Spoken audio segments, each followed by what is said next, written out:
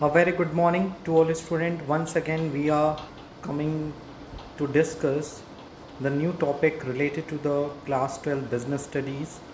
And you know very well, we are talking about and discussing about in the last few classes and in the upcoming classes the chapter number 2, that is in principle of management.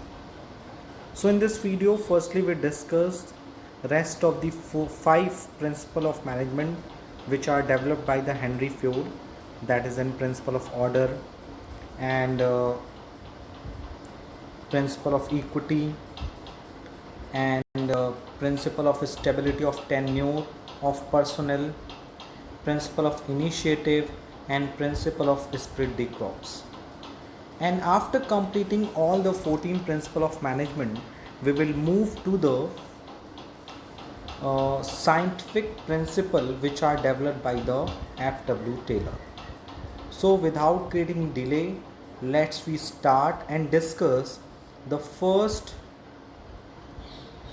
principle of today's video, that is in principle of order. Okay, is number 10th principle of order. According to this principle, there should be a place for everything and everyone. ये principal कहता है कि हर thing के लिए, मतलब हर चीज़ के लिए, उसके साथ साथ हर पर्सन्स के लिए प्रॉपर प्लेस होना चाहिए. In other words we can say that there must be orderliness in the organisation. Two types of order, material order, social order. Material order मतलब there must be a certain place for everything and everything must be at its proper place. It ensured proper and fixed place for various material tools and equipments. And apart from this social order, there must be an appointed place for every employees and every employee must be in his and her appointed place. It ensured proper and fixed place given for each employee in an organization. मतलब material order ये कहता है कि हर thing कोई का एक proper place होना चाहिए, नॉन लिविंग थिंग्स का, मटेरियल का, टूल्स का, इक्विपमेंट्स का, अब वो चीज़ें वहीं रहनी ही चाहिए. सोशल ऑर्डर कहता है कि एक ऑर्गेनाइजेशन में जितने एम्प्लॉयज़ और एम्प्लॉयर काम करते हैं, जिनको हम अपॉइंट करते हैं, उनके लिए प्रॉपर एक पहले से प्लेस हमें या केबिन बना देना चाहिए ताकि हमें उनको this will help in saving time and energy in searching material और पर्सन, ताकि हम उस पर्सनस को या मटेरियल को within a time search कर सकें. So what is the positive effect? Optimum utilisation of material and human resource. हम मटेरियल ह्यूमन रिसोर्स का ऑप्टिमम यूटिलाइजेशन कर सकते हैं. No loss of time in tracing the resources in hour of need. हमें उन चीज़ों को ढूंढने में ज़्यादा टाइम नहीं लगता. डिसिप्लिन क्रिएट रहता है. And if we could not follow such type of the principle, so possibility होती है एक्सीडेंट की, रिसोर्सेज मिसयूज़ हो सकते हैं एंड टाइम का वेस्टेज होता है. Okay, so the next principle will be So the next principle is principle of equity. This is an 11th principle of management. And what is an equity? Equity refers to kind, just and fair treatment to employees. It implies that managers should be impartial while dealing with the subordinates. Employees must be treated kindly and justice must be enacted if loyalty and devotion is expected from them. They should not discriminate with respect to age, caste, sex, etc. Equity promotes a friendly atmosphere between superior and subordinate and motivates them to perform their duties efficiently. But equity does not mean total absence of harshness. Ford was of the opinion that at times force and harshness might become necessary for the sake of equity. The principle of equity should be followed and applicable at every level of management. So what is principle of equity? Henry Fayol ने principal of equity के through ये बताना चाहा था कि एक organisation में superior, subordinate और जो कई सारे वर्कर्स वर्क करते हैं, उनमें किसी भी प्रकार का डिस्क्रिमिनेशन नहीं होना चाहिए. इट मीन्स उनके साथ फेयर ट्रीटमेंट हो, अगर इक्वलिटी हो, किसी भी पर्सन्स को, किसी भी एम्प्लॉयज़ को उनके age, caste, religion, colour, region, believes, उनके जेंडर, उनका जो कह सकते हो ओपिनियन है, उसके बेसिस पे हमें डिस्क्रिमिनेट नहीं करना चाहिए। अगर हम ऐसा करते हैं तो हमारे ऑर्गेनाइजेशन में एक डिस्क्रिमिनेशन का जो भाव है, जो फीलिंग्स है, वो डेवलप होती है। Okay, so what are the positive effect of the principle of equity? The first one is a creation and maintenance of cordial relation. Number second, motivation among employees के बीच में मोटिवेशन आता है। वहीं अगर एडवर्स इफेक्ट की बात करें तो अगर एक ऑर्गेनाइजेशन में हम प्रिंसिपल ऑफ इक्विटी फॉलो नहीं कर रहे हैं तो लेबर टर्नओवर के चांसेस बढ़ जाते हैं, यानी ज़्यादा से ज़्यादा एम्प्लॉयज़ जल्दी जॉब छोड़ दें। क्यों? क्योंकि उनको पता है कि वो यहाँ ज़्यादा टाइम के लिए वर्क नहीं कर सकते। डिससेटिस्फैक्शन अमंग एम्प्लॉयज़ के मन में डिससेटिस्फैक्शन की भावना आती है। Unhealthy superior and subordinate relationship create होता है। Okay, the next 11th principle of equity, that is an stability of tenure of personnel. So according to this principle, employee should be provided stability and continuity of their tenure of employment. There should neither be frequent termination of employees nor they should be transferred frequently from one job position to another. Fuel was of view that the employees should be selected and appointed after due and systematic procedure. Once selected, they should be kept at their position for a minimum period and must be given reasonable time to show results. Frequent changes of personnel may not be good for the organization. However, such changes should be made only when it seems unavoidable, as in case of prolonged illness, retirement or death of an employees. यानी ये जो और principal है that is N stability of tenure of personal, इसमें क्या है, इस बात पे फेवर किया गया है कि अगर हम किसी भी एम्प्लॉयज़ को ऑर्गेनाइजेशन में लेकर आए हैं, उससे काम करवा रहे हैं, तो उससे स्टेबिलिटी का क्या देना चाहिए, फीलिंग डेवलप करानी चाहिए, उसे कॉन्टीन्यूटी की फीलिंग डेवलप करानी चाहिए। उसे ऐसा नहीं कि फ्रीक्वेंटली हम टर्मिनेट कर दें या फिर उसे एक जॉब पोजीशन से दूसरे जॉब पोजीशन में क्या कर दें, ट्रांसफ़र कर दें। सो हमें एक एम्प्लॉयज़ को एक ऑर्गेनाइजेशन में एक प्रॉपर जॉब पोजीशन देनी चाहिए और उसे उसका टैलेंट या फिर उसका जो रिज़ल्ट है उसे शो करने के लिए रीज़नेबल टाइम भी देना चाहिए। अगर एक ऑर्गेनाइजेशन अपने एम्प्लॉयज़ में, चाहे वो प्रेजेंट एम्प्लॉयज़ हों चाहे वो प्रोस्पेक्टिव एम्प्लॉयज़ हो, अगर उनको हम वो सफिशिएंट टाइम नहीं देते हैं तो वो पहले तो इस टेंशन में रहते हैं कि उनकी जॉब फिक्स नहीं है, अगर वो गलत रिज़ल्ट देंगे या उनका डिसीज़न कहीं उल्टा पड़ गया तो उनको पनिशमेंट मिल सकती है, तो they will not feeling secure in this situation. According to the Fayol उन्हें हमें क्या देना चाहिए, एक प्रॉपर सुटेबल वर्किंग कंडीशन देना चाहिए। तो what are the positive effect? First, optimum utilisation of resources. Second, improves efficiency level of employees.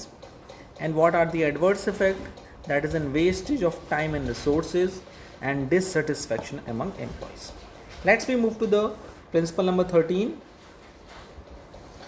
Principle number 13 is very important. That is a principle of initiative. Initiative का मतलब होता है कि एक organisation में जो वर्कर्स काम कर रहे हैं उनको इनिशिएट करना, उनको मोटिवेट करना, अगर वो अपना कोई कंट्रीब्यूशन दे रहे हैं तो उस कंट्रीब्यूशन को अप्रिशिएट करना, ना कि उनको डीमोटिवेट करना या उनके कंट्रीब्यूशन के लिए उनको इग्नोर करना। So what is principle of initiative? Principle of initiative implies chalking out the plan and then implementing the same. According to this principle, the successful management provides an opportunity to its employee to suggest their new ideas, experience, and more convenient method of work. The employees who have been working on a specific job since long discover new and better techniques of work. It will be more useful if a platform to do so is provided to employees. Fuel was of opinion that management should provide an opportunity to its employees to just suggest ideas, experience and new methods of work. Okay जैसे मैंने बोला कि principle of initiative का कहने का मतलब होता है कि एक सक्सेसफुल मैनेजमेंट वही है जो अपने एम्प्लॉयज़ को अपॉर्चुनिटी देता हो कि वो अपने आइडियाज़ रखें, एक्सपीरियंस शेयर करें, ठीक है, अपने हिसाब से काम करें. सो इसके क्या पॉजिटिव इफेक्ट्स हैं? Atmosphere of trust and understanding develop among workers and manager. Workers get motivated. And what are the adverse effects when we not follow the principle of initiative? First, demotivation among employees and an atmosphere of non cooperation. लोगों के अंदर non cooperation का क्या आता है? Feeling development होती है. अब आते हैं last but not the least the principle number 14, that is N spirit the corps. ये एक फ्रेज है. ये फ्रेज का मतलब होता है spirit the corps means team spirit, harmony in work groups and mutual understanding among all the members. Managers should infuse the spirit of teamwork among the employees in order to achieve the best possible results. Fuel caution the managers against dividing the employees into separate groups as it might damage the morale of the employees and overall interest of the organization in long run. This will inspire the workers to work harder for achieving the goals of the organization.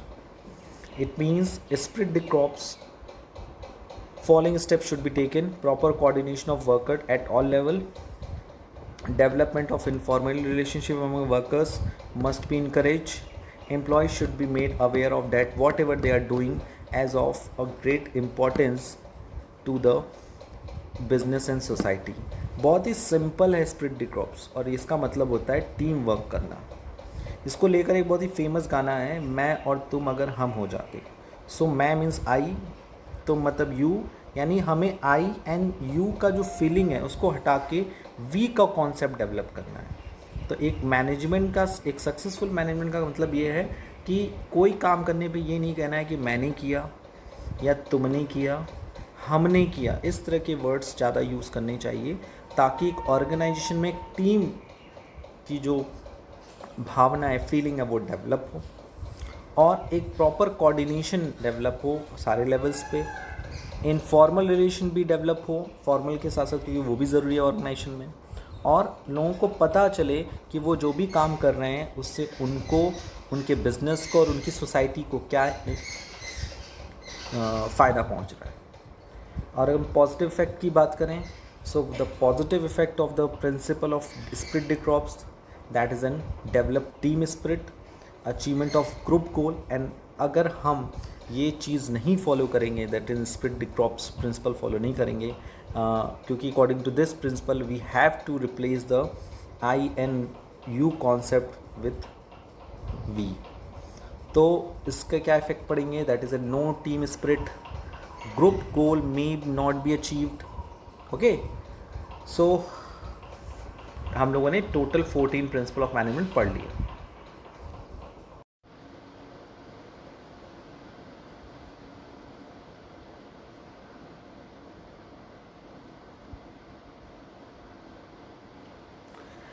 Scientific management developed by F.W. Taylor.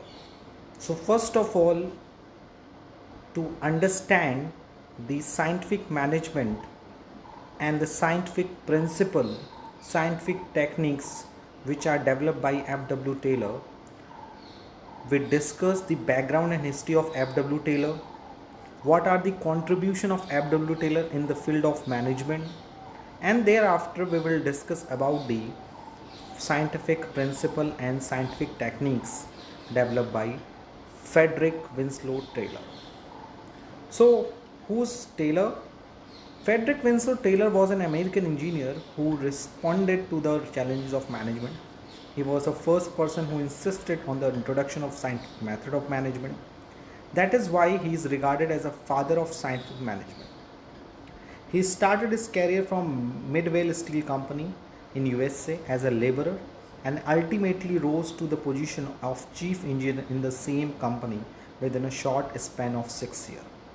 In 1903, he published paper titled Shop Management, very popular paper, Shop Management. In 1991, his book Principle of Scientific Management created ripples in the field of the management. He made the following scientific contribution to the management thoughts. First, principle of scientific management. He developed the principle of scientific management जिसे हमें पढ़ना है. Techniques of scientific management. Taylor developed various techniques of scientific management through various experiments. He also emphasized on the adoption of scientific method to the problems of management. And number 3, he is also talking about the ideal wages system to the workers who works in the factory, which is also known as the differential piece wage rate system. Okay, so what is scientific management? Scientific management means application of scientific method to the problems of management.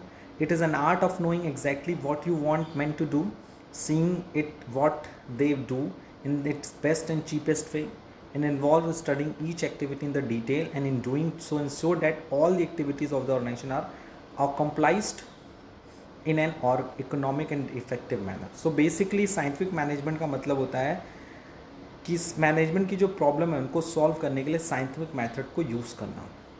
ये एक art है जिससे हम ये exactly पता करते हैं what you want man to do, man को क्या करना चाहिए, और ये देखना चाहिए कि वो उस काम को बेस्ट और चीपेस्ट वे में कर रहे हैं कि नहीं कर रहे हैं. It involves studying each activity in detail, और हर ऑर्गेनाइजेशन के जो वर्क्स हैं उसको डिटेल में स्टडी करना चाहिए, और इंश्योर करना चाहिए कि all the activities of the organisation are accomplished and in economic, मतलब वो काम पूरे हो रहे हैं इकोनॉमिक वे में और इफेक्टिव मैनर में. And the definition of scientific management according to F.W. Taylor, scientific management means knowing exactly what you want men to do and seeing that they do it in the best and cheapest way. F.W. Taylor का कहना ये कि scientific management मतलब है ये देखना कि man क्या कर रहे हैं, उन्हें क्या करना चाहिए, और ये भी देखना चाहिए कि वो उस काम को बेस्ट और चीपेस्ट वे में कर रहे हैं कि नहीं कर रहे हैं. इसके अलावा जोन्स ने, पीटर ट्रकर ने और association of mechanical engineer USA ने, हार्लो पर्सन्स ने बहुत सारी डेफिनेशन दी हुई, तो उसको आप लोग डिस्कस कर लेना, पढ़ लेना. And we are talking about the principle of scientific management. If you are talking about the principle of scientific management, तो हेनरी फ्यूल की तरह ही F.W. टेलर ने भी मैनेजमेंट को साइंटिफिकली करने के लिए कुछ प्रिंसिपल या कुछ पिलर डिसाइड किए कि अगर हम इस पिलर पे सही साबित हो जाते हैं, इस पिलर पे खड़े हो जाते हैं, इसका मतलब जो हमने मैनेजमेंट किया है वो साइंटिफिक वे में मैनेजमेंट किया है. साइंटिफिक वे में मैनेजमेंट करना मतलब कि हमने scientific rules, regulations, principle, cause and effect relationship सब पे वर्क किया. So what is the first principle of scientific management? Science not rule of thumb. According to this principle, Taylor suggested that work assigned to any employee should be observed, analyzed with respect to each and every element and the part and time involved in it. This means replacement of old rules of thumb and hit and miss method. The decisions are made on the basis of facts and by the application of scientific decision. यानी scientific management का जो principal है उसमें कहता है कि science not a rule of thumb. Science जो है वो ये बोलता है कि कोई भी काम असाइन करने से पहले एम्प्लॉय को ऑब्जर्व करना चाहिए, एनालाइज करना चाहिए किस रिस्पेक्ट में, उस वर्क के हर एक एलिमेंट को डिस्कस करना चाहिए. ठीक है, कि जैसे सिंपल सी बात, this principle can be utilise the following purpose to determine standard time to perform a job. उस जॉब को करने में कितना स्टैंडर्ड टाइम लगेगा. To determine the best way of doing the job, उस काम को करने का सबसे बेस्ट तरीका क्या है. To determine the fair day works of the workman, उस काम को करने के लिए जो वर्कर्स को जो पैसा देना होगा वो कितना फेयर डे वर्क्स, एक या आपसे भी कह सकते हो एक दिन में कितना काम कर सकता है एक workman. And to see work standard, एक काम को पूरा करने का स्टैंडर्ड क्या है कि हम कब मानेंगे काम कंप्लीट मान लिया गया है. इन Rule of the thumb: the standard time required to do a particular job is decided by the manager as per their personal judgment. Rule of thumb में ये भी कहा गया है कि रूल ऑफ थंब में क्या होता था बेसिकली, जो हम किसी भी जॉब को कंप्लीट करने का टाइम डिसाइड करते थे मैनेजर क्या करते थे, अब पर्सनल जजमेंट के बेसिस पर डिसाइड करते थे कि ये काम 8 घंटे में हो जाएगा, 4 घंटे में हो जाएगा. But Taylor insist that standard time for a job should be based on the scientific inquiry. अगर आप किसी जॉब के लिए स्टैंडर्ड टाइम तय कर रहे हो कि ये काम, ये वर्क इस स्टैंडर्ड टाइम में पूरा हो जाएगा, तो वो सिर्फ और सिर्फ पर्सनल जजमेंट के बेसिस पे नहीं हो सकता. उसके लिए हमें साइंटिफिक इंक्वायरी करनी ज़रूरी है और स्टैंडर्ड आउटपुट भी डिटरमाइन करना चाहिए कि इतने घंटे में इतना आउटपुट स्टैंडर्ड माना जाएगा. इससे अबव है तो आपको एक्स्ट्रा पैसा मिलेगा, इससे बिलो है तो आपको लोअर. तो science not a rule of thumb का कहने का मतलब है कि हमें personal judgement hit and miss method पे वर्क नहीं करना चाहिए. We are working on the basis of the scientific inquiry and उस साइंटिफिक इंक्वायरी, साइंटिफिक एक्सपेरिमेंट के बेसिस पे we have to decide a standard time for a job and a standard output for a particular job. This is the first rule of scientific management, first principle. The second is a harmony, not discord. Basically, what is harmony, not discord principle, scientific principle management? So basically, according to this principle, Taylor emphasizes that harmony rather than discord should be attained in the group action. इस principal के according Taylor ने कहा कि harmony rather than Discord should be obtain bye group. यानी group में harmony ज़्यादा important है डिस्कॉर्डिंग. Harmony मतलब मिला के रखना, कोऑर्डिनेशन, एंड डिस्कॉर्ड मतलब होता है डांटना या फिर अलग रखना. Harmony means the group should work as a unit. Harmony का मतलब होता है कि ग्रुप को एक यूनिट की तरह काम करना चाहिए. कॉन्ट्रीब्यूट टू द मैक्सिमम, और टोटल में मैक्सिमम कॉन्ट्रीब्यूशन होना चाहिए. In every organisation they are two group. You know very well, एक ऑर्गेनाइजेशन में 2 ग्रुप होते हैं, workers group and management group. Workers always feel that they are underpaid and overburden, while management feel that the workers are good for nothing. The atmosphere of the hostility and suspicion should be replaced by an atmosphere of mutual trust and cooperation between workers and employers. It requires a complete change in the attitude of the workers and management towards one another, from competition to cooperation. यानी कि management और workers के बीच में corporation होना चाहिए, ना कि कंपटीशन होना चाहिए. क्योंकि आपको पता है दोनों ग्रुप एक दूसरे के बारे में नेगेटिव थिंकिंग करते हैं. So we will remove such kind of negative things. It requires a complete change in the attitude of the workers and management towards one another, from competition to cooperation. Taylor ने इसे क्या कहा है? It is called mental revolution. Without revolutionary change in the attitude of the worker and the management, it is not possible to implement scientific management. अगर हम ये attitude change नहीं कर पाएंगे तो एक ऑर्गेनाइजेशन में साइंटिफिक मैनेजमेंट हम अप्लाई नहीं कर सकते. Taylor called upon the management and the worker to cooperate with each other to attain maximum output. Maximum output चाहिए तो हमें ये सारी चीज़ों को फॉलो करना होगा. थर्ड है कॉपरेशन नॉट इंडिविजुअलिज्म की बात हुई है. तो according to this principle work must be carried on in cooperation with each other. हमें एक दूसरे के साथ cooperate करके आगे बढ़ना है. With mutual confidence and understanding from each other, it is only through cooperation that the goals of the organization can be achieved efficiently. Workers' participation in management at the time of the goal setting must be introduced. It will lead to increase the efficiency and the performance of the workers, as they will try their best to attain the desired level of output.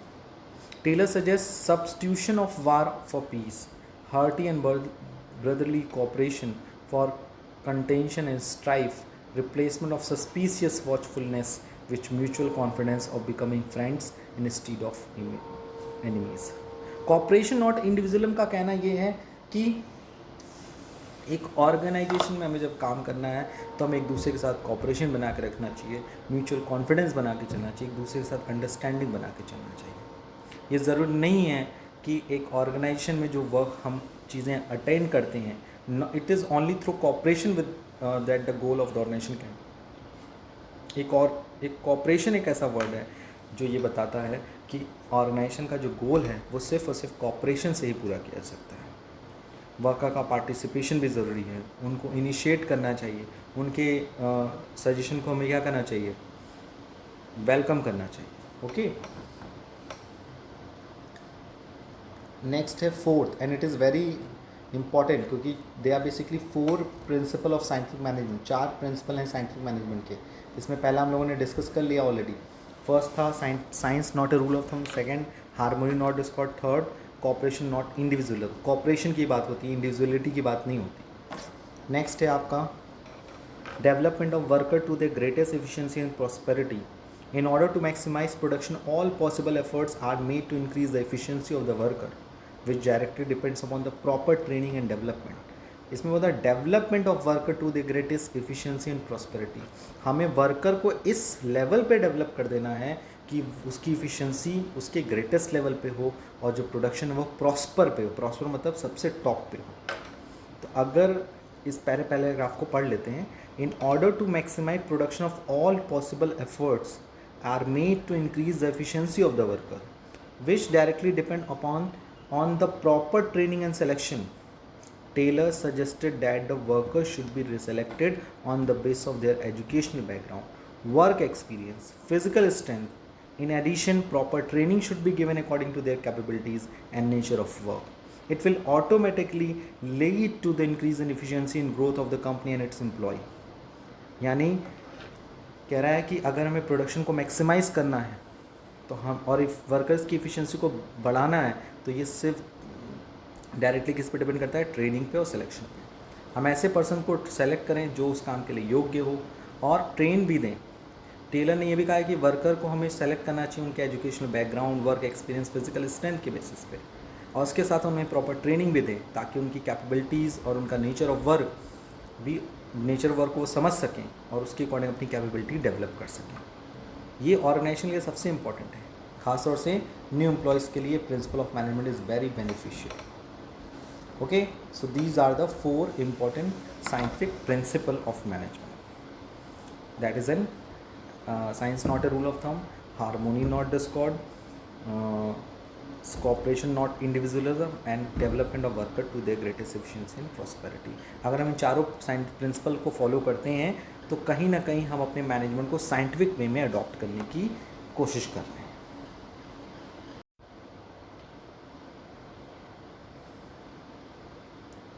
So that is an next point is scientific techniques of Taylor. Taylor developed some scientific techniques by conducting various experiments at his workplace. And before starting this principle, let's we discuss about it. You know very well, scientific principle is the base for the management of the organization by the scientifically. मतलब कि organisation को अगर हमें scientific way में manage करना है तो we have to follow the scientific principle. But apart from this, if you are talking about the techniques, कि हम एक ऑर्गेनाइजेशन में किस तरह की टेक्निक को अडॉप्ट करें ताकि ऑर्गेनाइजेशन में काम भी पूरा हो जाए और चीज़ों को हम अच्छे से पूरा भी कर सकें, मतलब scientifically.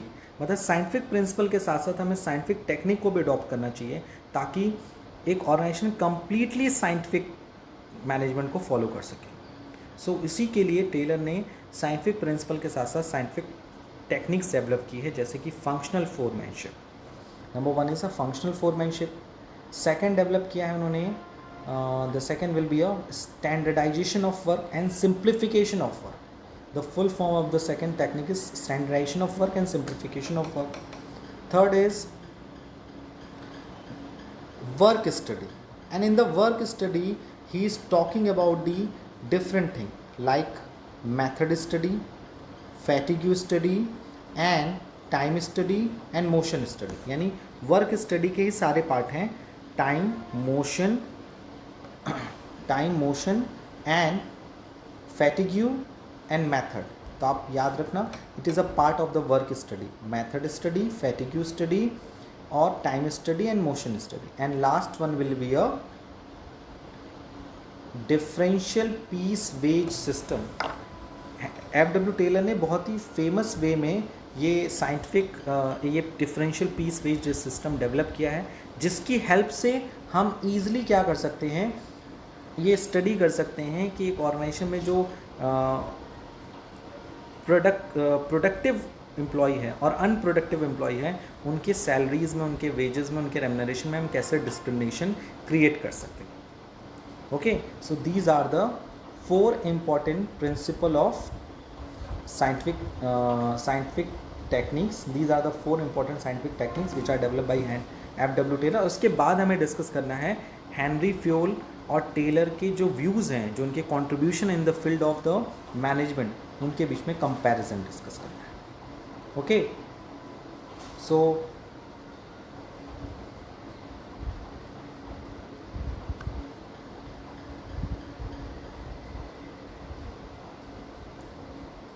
in today's video, as you can see that we are talking about the scientific principle of management and scientific techniques of Taylor introduction. Next video में और सारी बातें डिस्कस करें जाएगा. आज के लिए इतना ही. Thank you, take care, bye bye.